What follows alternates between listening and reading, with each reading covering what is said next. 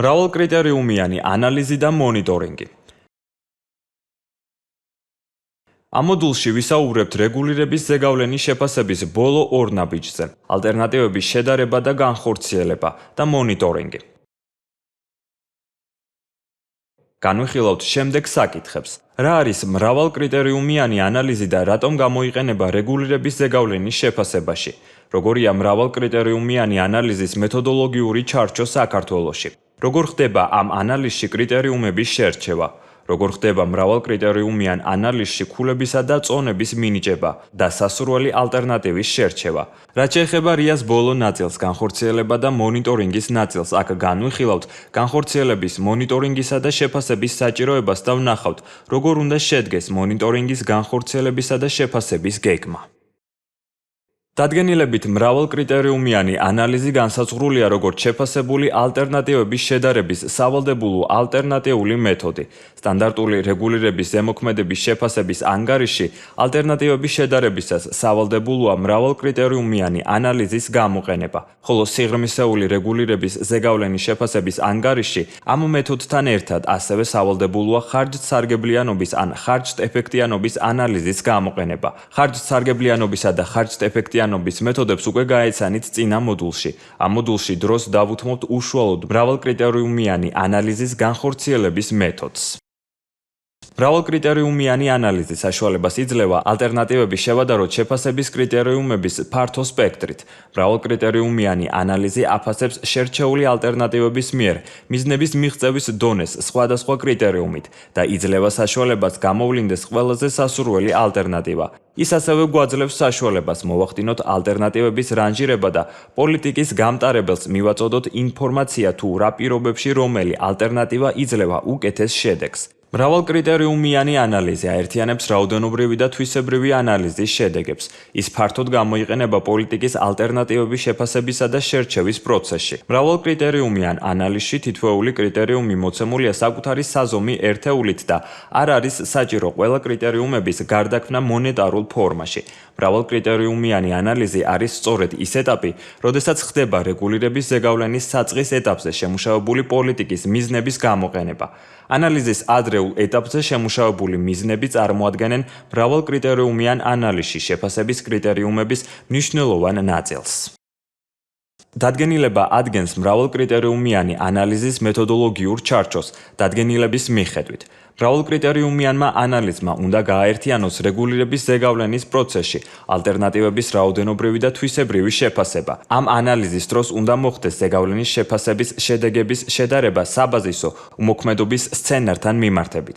მრავალკრიტერიუმიანი ანალიზი უნდა განხორციელდეს ყველა შემთხვევაში, მიუხედავად იმისა, განხორციელდა თუ არა რაოდენობრივი ზეგავლენის შეფასება. მრავალკრიტერიუმიანი ანალიზის კრიტერიუმები უნდა მოიცავდეს რაოდენობრივი ანალიზის შედეგებს ასეთის არსებობის შემთხვევაში. ესენია ხარჯსარგებლიანობის ანალიზის შემაჯამებელი შედეგები, წმინდა მიმდინარე ღირებულება ან ხარჯთეფექტიანობის ანალიზის შემაჯამებელი შედეგები, ხარჯთეფექტიანობის კოეფიციენტი.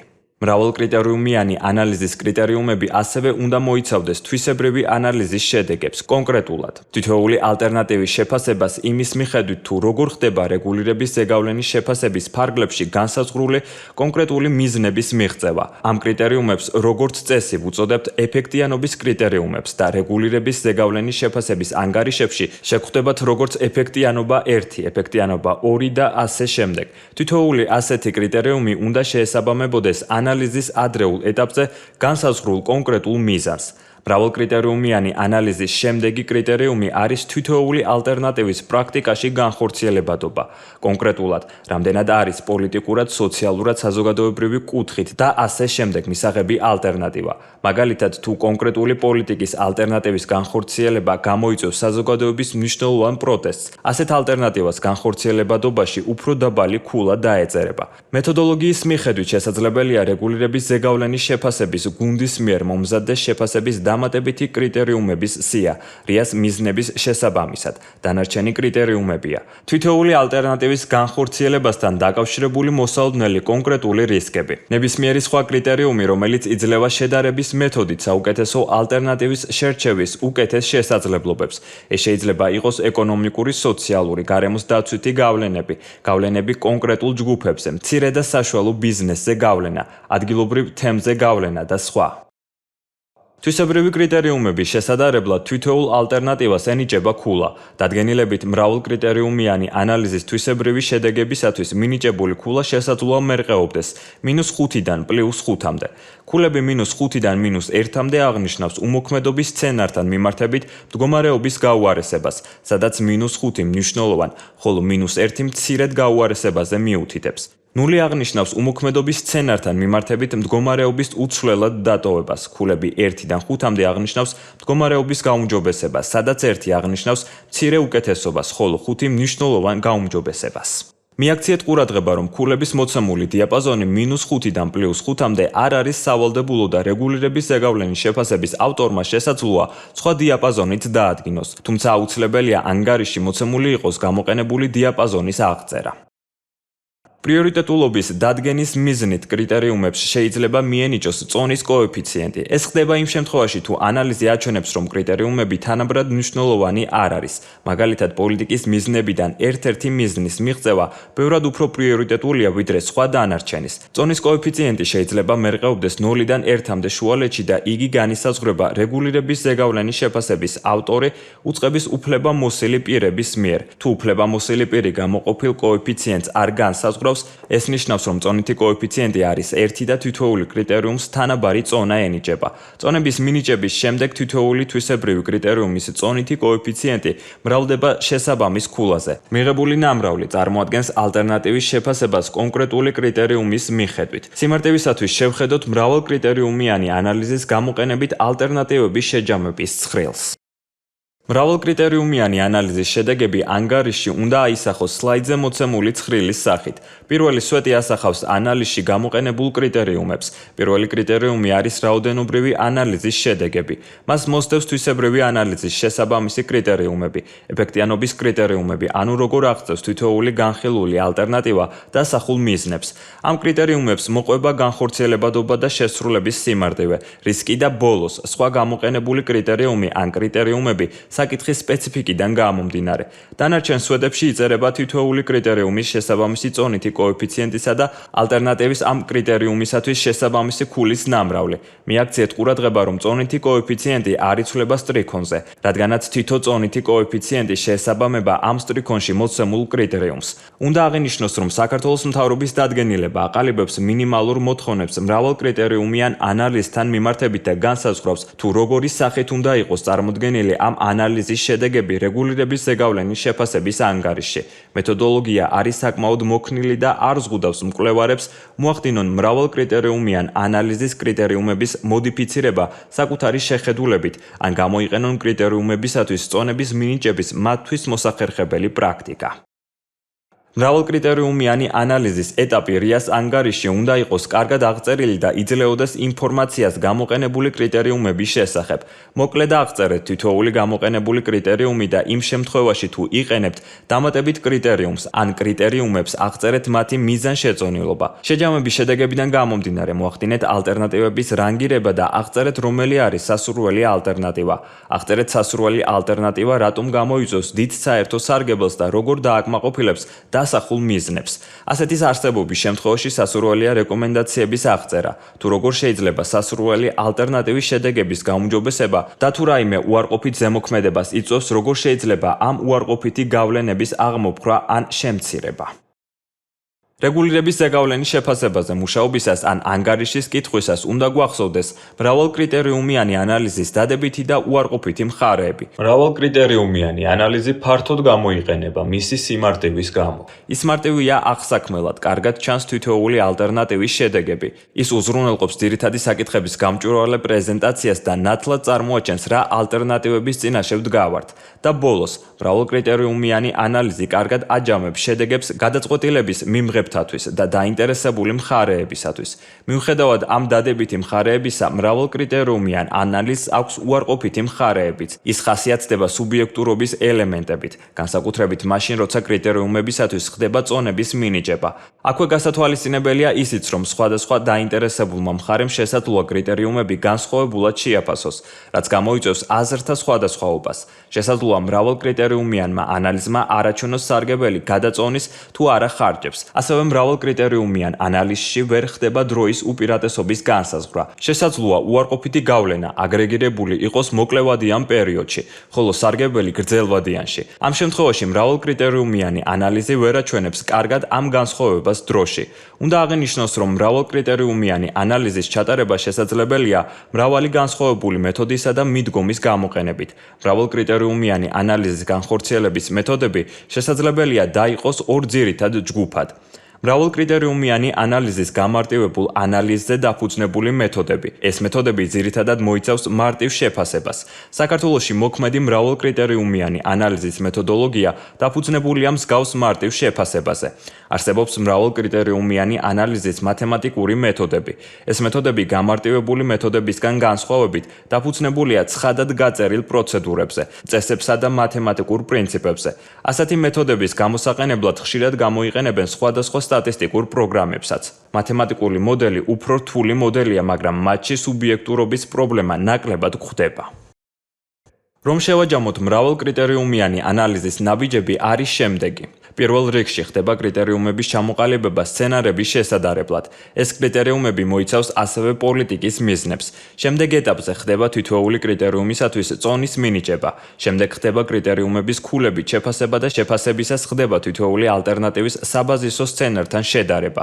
შემდგომ თითოეული კრიტერიუმის ქულები და წონები მრავლდება და იჯამება თითოეული ალტერნატივისათვის. მიღებული შედეგებით ხდება ალტერნატივების რანგირება და სასურველი ალტერნატივის შერჩევა. ბოლოს კი სასურველი ალტერნატივისათვის ხდება რეკომენდაციების შემუშავება. მრავალ კრიტერიუმიანი ანალიზის განხორციელებისას უნდა გავითვალისწინოთ შემდეგი ფაქტორები. შესაძლოა საბაზისო სცენარი აღმოჩნდეს საუკეთესო განხილულ ალტერნატივებს შორის, ანუ ყველა სხვა დანარჩენი ალტერნატივის ჯამური ქულა იყოს უარყოფითი. ასეთ შემთხვევაში რეკომენდაცია იქნება ინტერვენციის არ განხორციელება. კრიტერიუმების შერჩევისას ძალიან მნიშვნელოვანია კრიტერიუმების ერთმანეთისგან დამოუკიდებლობა. თუ დამოუკიდებლობის პრინციპი ირღვევა, მაშინ მოხდება გარკვეული ზეგავლენის ორმაგად გათვალისწინება. იმისათვის, რომ მსგავსი შეცდომა ავირიდოთ, შესაძლებელია დამოკიდებული კრიტერიუმების გაერთიანება ან უფრო ყოვლისმომცველი კრიტერიუმების დატოვება.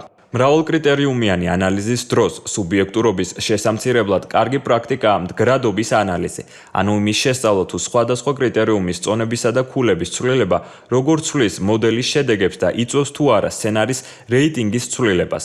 მდგრადობის მსგავსი ანალიზი გვიქმნის წარმოდგენას შერჩეული სცენარის დადებითი და უარყოფითი მხარეების შესახებ. კონკრეტულად რა პირობებში არის შერჩეული სცენარის საუკეთესო. შესაძლოა მდგრადობის ანალიზმა გვაჩვენოს, რომ ახალი სცენარი, რომელშიც განხილულია სცენარების კომბინირება, უკეთეს შედეგს იძლეოდეს. ამ შემთხვევაში ხდება ამ კომბინირებული სცენარის შერჩევა და ახსნა თუ რატომ შეირჩა ეს სცენარი. ასევე შეიძლება მიიღოთ შემთხვევა, როდესაც არ გაქვთ დომინანტური ალტერნატივა და ორ ალტერნატივას აქვს თანაბარი ქულა. ამ შემთხვევაში ხდება აღწერა, თუ რა შემთხვევაში ჯობია პირველი ალტერნატივა მეორეს და რა შემთხვევაში მეორე პირველს. გვახსოვდეს, რომ ალტერნატივების მრავალ კრიტერიუმიანი ანალიზით შედარების თავი რიას ანგარიშის აუცილებელი კომპონენტია. გადავიდეთ რიას საბოლოო ეტაპზე. შერჩეული ალტერნატივის განხორციელება, მონიტორინგი და შეფასება.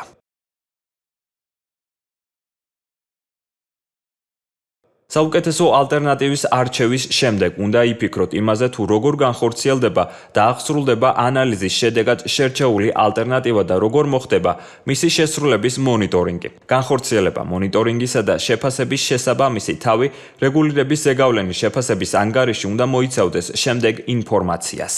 შერჩეული ალტერნატივის განხორციელებასთან დაკავშირებული ნებისმიერი მოსალოდნელი სირთულის აღწერას, შერჩეული ალტერნატივის განხორციელებასთან დაკავშირებულ რისკებს, მათი დადგომის ალბათობას, შედეგებსა და გადაჭრის ღონისძიებებს. საჭიროების შემთხვევაში შერჩეული ალტერნატივის განხორციელებისთვის საჭირო გარდამავალი ღონისძიებების აღწერას, შერჩეული ალტერნატივის შეფასების გზებს. ამ ეტაპზე ხდება რეფორმაზე პასუხისმგებელი ორგანოს განსაზღვრა. თუ შერჩეული ალტერნატივის დანერგვასა და განხორციელებაზე პასუხისმგებელი ორგანო განსხვავდება იმ ორგანოსგან, ვინც შეიმუშავა რეგულირების ზეგავლენის შეფასების ანგარიში, შერჩეული ალტერნატივის განხორციელების უფლებამოსილების დაკისრების შესახებ შეთანხმება ხდება წინასწარ, კონსულტაციის ეტაპზე. შერჩეული ალტერნატივისათვის ხდება მონიტორინგისა და შეფასების გეგმის შედგენა. მონიტორინგისა და შეფასების გეგმა საშუალებას გვაძლევს უპასუხოთ შემდეგ კითხვებს. როგორ გავზომოთ რეფორმის შედეგები? ვინ არის შედეგების გაზომვაზე პასუხისმგებელი? ეს ეტაპი მნიშვნელოვანია, რადგან შერჩეული ალტერნატივის განხორციელება როგორც წესი შესაძლოა მოითხოვდეს მნიშვნელოვან ცვლილებებს, რის შესახებაც ინფორმაცია უნდა იყოს მოცემული რეგულირების ზეგავლენის შეფასების ანგარიშში. ასევე დროთა განმავლობაში, როდესაც დაინტერესებული მხარე ან პოლიტიკის გამტარებელი დაინტერესდება რეფორმის მიმდინარეობის შედეგებით, მას უნდა ჰქონდეს ინფორმაცია იმაზე, თუ როგორ შეაფასოს რეფორმის მსვლელობა და რა ინდიკატორებს მიაქციოს ყურადღება. ეს ეტაპი ასევე გუპასუხობს, რამდენად სწორად ხდება ალტერნატივის შერჩევა და შერჩეულ ალტერნატივას სწორად ვახორციელებთ თუ არა. მთავრობის დადგენილებით, რიას ანგარიში მონიტორინგისა და განხორციელების ნაწილი მოცემული უნდა იყოს მონიტორინგისა და შეფასების გეგმის იმ ფორმით, რაც სლაიდზე ჩანს. როგორც ვხედავთ, უნდა მოხდეს შერჩეული ალტერნატივის განხორციელების შესაბამისი ინდიკატორების შემუშავება, განისაზღვროს მათი შეფასების დრო და სიხშირე და მონიტორინგზე პასუხისმგებელი ორგანო. ამასთან, მნიშვნელოვანია მონიტორინგისა და განხორციელების გეგმის განსაზღვრას დაუთმოთ საკმარისი დრო და რესურსი, რათა თავიდან აიცილოთ გადამწყვეტი ფაქტორების უგულებელყოფა, რამაც შესაძლოა ხელი შეუშალოს რეკომენდებული ინტერვენციის განხორციელებას. განხორციელებისა და მონიტორინგის ინდიკატორების შესაბამისობაში უნდა იყოს რეფორმის მიზნების განსაზღვრისას გამოყენებულ ინდიკატორებთან. კარგი პრაქტიკა არის მონიტორინგისა და განხორციელების ინდიკატორების დაჯგუფება კონკრეტული მიზნების მიხედვით, როგორც მოცემულია შემდეგ სლაიდზე. ამ ჰიპოთეტურ მაგალითში მონიტორინგის და შეფასების გეგმაში ინდიკატორები დალაგებულია კონკრეტული მიზნების შესაბამისად. მაგალითად, თუ რეფორმა ეხება შეშაზე მოთხოვნის ცვლილებას, ერთ-ერთი კონკრეტული მიზანი შესაძლოა იყოს შეშაზე მაღალი მოთხოვნის შედეგად ტყეზე ზეწოლის შემცირება. მონიტორინგისა და შეფასების გეგმაში ამ მიზნის მიღწევა შესაძლოა შეფასდეს შემდეგი ინდიკატორებით: წლის განმავლობაში მყარი საწვავის გამოყენება ქვეყნის მასშტაბით, შენარჩუნებული ტყის საფარის მოცულობა და წლის განმავლობაში არალეგალურად მოჭრილი ხე-ტყის მოცულობა. აქვე მოცემულია ამ ინდიკატორების შეფასების სიხშირე, დრო და მონიტორინგზე პასუხისმგებელი ორგანოებიც. მნიშვნელოვანია შეფასების ინდიკატორების სწორად განსაზღვრა. ინდიკატორები უნდა გვაძლევდეს იმის საშუალებას, რომ სამომავლოდ ზუსტად შევაფასოთ, მოხდა თუ არა რეფორმის მიზნების მიღწევა. ინდიკატორების შერჩევისას უნდა გავითვალისწინოთ, რამდენად ადვილია მათი შესაბამისი მონაცემების მოძიება. ინფორმაციის მისაღებად გაწეული ხარჯები არ უნდა აღემატებოდეს ინფორმაციის ღირებულებას.